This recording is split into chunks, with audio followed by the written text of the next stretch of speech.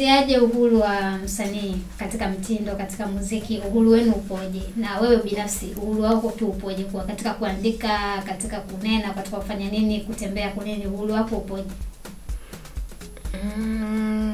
Uhuru kwenye sanaa ni mtu anakuwa ana uwezo wa kufanya kila anachokipenda bila kuforcewa au kulazimishwa.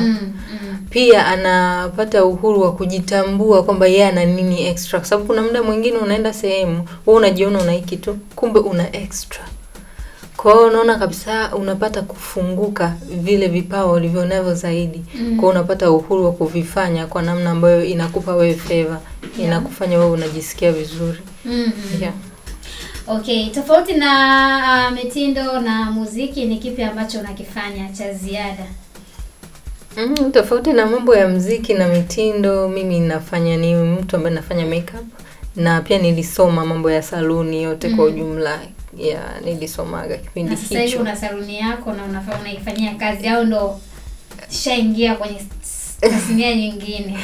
Saluni ipo, japokuwa mimi si mkaaji sana wa saluni, kwa sababu nikuja kujikita zaidi kwenye changamoto ambazo ziko kwenye saluni. Mimi ni mtu ambaye nikikaa sehemu nikiona changamoto ambayo wengine hawajaiona, sisitaki kuichukua na naenda nayo. Kwa hiyo ni kitu ambacho kimekuja kunifanya mimi si mtu wa kukaa saluni, au niliacha ajira nikiwa na confidence, nilijenga kitu ambacho kitoka kwenye changamoto ambayo niliiona, na ni kitu ambacho sasa hivi nakifanya. Ninafundisha masuala ya saluni, pia mtu kujitambua. Unajua kuna watu wengine, mfano kama sasa hivi hao wadogo zetu wanakuja, unaona anafanya kitu ambacho unaangalia unasema hiki kitamwangusha. Afu unakuta ni wengi, sasa unajiuliza how lakini si wajaji, unachukulia ile ni nafasi ya wewe kufanya nini, kujiingizia kipato, kwa sababu kuwaenda kuwaelekeza wao ni namna moja hapo ambayo itakufanya wewe upate kipato pia. Kwa hiyo nilianza mdogo kwa ile kuvolunteer, kujitolea, kuambia nikiwa hata sijui itaniletea matokeo gani, lakini matokeo yamekuwa mazuri.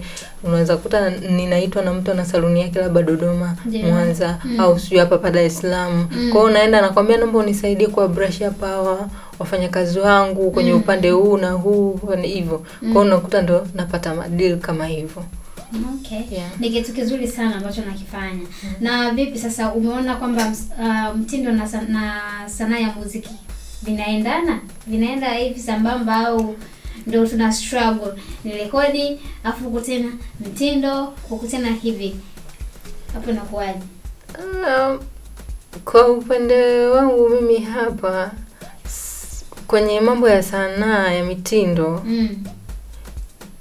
nilipoanza muziki nimekuwa kama nimepause, lakini sio kwamba kupause, sijajiweka kwenye ile line ambayo nitakuwa na update za kupata kazi. Na kutokana na kwamba nilijikita zaidi kwenye masuala ya saluni huku kwa ajili ya utafutaji ili ni invest kwenye muziki, kwa nini nilikuwa niko focused sana kwenye muziki. Lakini kwenye upande wa sanaa ya mitindo, kazi zikitokea nikiitwa, kama nina sifa za mtu anayetakikana kwenye agency, huwa nakwenda, naacha kila kitu nakwenda, kwa sababu ni kitu changu pia, kwa sababu hakinizuii muziki, haunizuii kufanya modeling, hainizuii.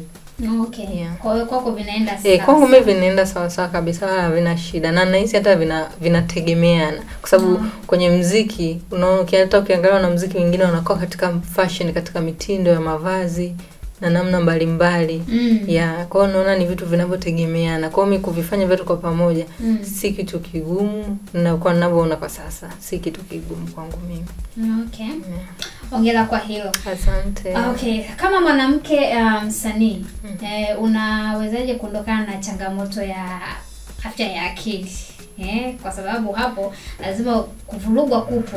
Yaani hiyo siku umevurugwa wewe binafsi unajilindaje au unaondokaje na hiyo changamoto ya afya ya akili kama mwanamke msanii?